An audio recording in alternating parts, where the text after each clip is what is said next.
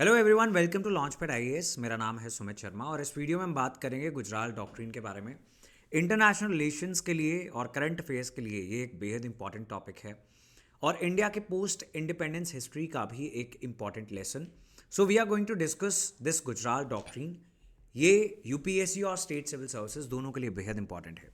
तो ये डॉक्ट्रिन दिया था हमारे former prime minister mister I के गुजराल ने, लेकिन ये उन्होंने तब दिया था जब वो एक्सटर्नल अफेयर्स मिनिस्टर थे। तो जब एच डी देवेगौड़ा देश के प्रधानमंत्री बनते हैं उस समय आई के Gujral ministry of external affairs के मिनिस्टर थे, लेकिन बाद में ये प्राइम मिनिस्टर भी बनते हैं।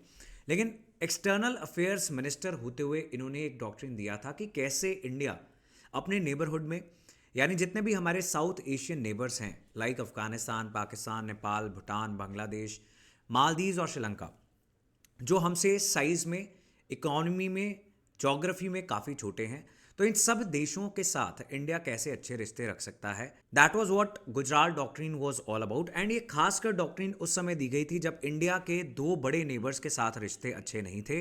One was China, second was Pakistan. So here we can see the map of South Asia. So 1948 में इंडिया और पाकिस्तान की पहली लड़ाई होती है, उसके बाद 1965, 71 लगातार लड़ाइयाँ होती जा रही हैं। एंड चाइना के साथ भी इंडिया के रिश्ते 1962 वॉर के बाद अच्छे नहीं थे। बाकी बचते हैं हमारे छोटे नेबर्स नेपाल, भूटान, बांग्लादेश, श्रीलंका और मालदीव्स। और इन सब कंट्रीज़ के माइंड में इंडिया की एक बिग ब्रदर इमेज थी। ये माना जा रहा था कि इंडिया इन सभी कंट्रीज़ के इंटरनल अफेयर्स में भी दखल देता है अपने नेशनल इंटरेस्ट को पूरा करने के लिए। तो ये सब कंट्रीज़ इंडिया को लीडर मानने के बजाय इंडिया से डर रही थी और इंडिया के बजाय किसी और बड़े देश को एज अ फ्रेंडली ऑल्टरनेटिव ढूंढ रही थी। तो ऐसे में आई के गुजराल ये डॉक्ट्रिन देते हैं कि कैसे इंडिया इन सभी छोटे देशों का ट्रस्ट जीत सकता है, सो दैट चाइना और पाकिस्तान जो हमारे साथ नहीं थे उनके खिलाफ एटलीस्ट ये सभी कंट्रीज हमारे साथ रहें।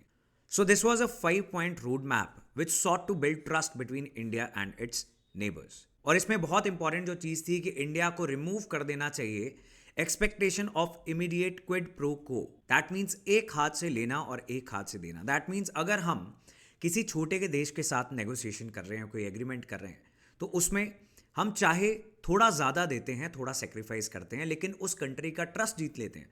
तो ये ज़रूरी है कि हम थोड़ा बड़ा दिल रखें और हमेशा इक्वल एक्सपेक्टेशंस ना रखें।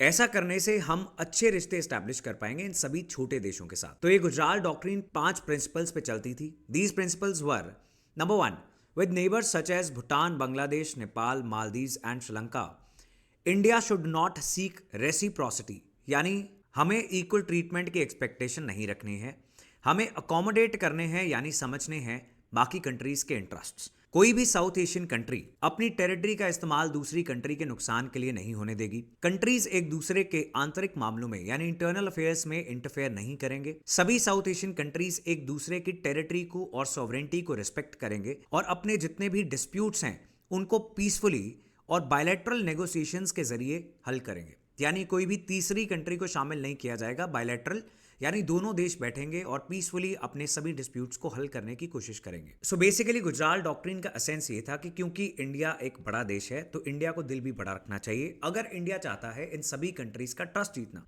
सो इंडिया ने इस डॉक्ट्रिन का पालन किया 90s में और इसके कुछ फायदे भी निकल के आए, जैसे कि साउथ एशियन कंट्रीज के साथ इंडिया की टेंशंस कुछ सालों के लिए कम हो गई एंड इंडिया साउथ एशिया में एक लीडरशिप रोल लेना चाहता था।